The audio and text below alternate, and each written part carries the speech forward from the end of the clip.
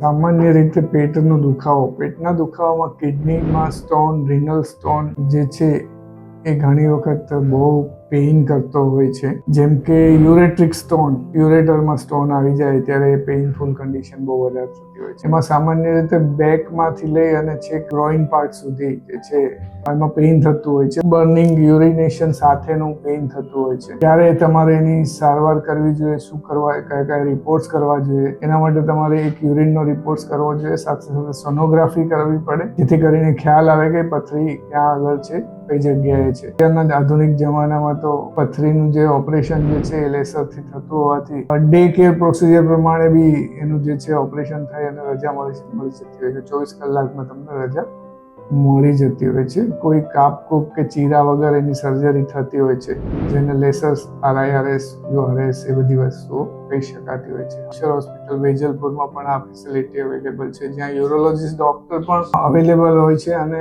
સાથે સાથે કેશલેસ પણ તમને મળી શકે છે. સારવાર પેઇનલેસ અને કેશલેસ સર્વિસ બંને મળે છે.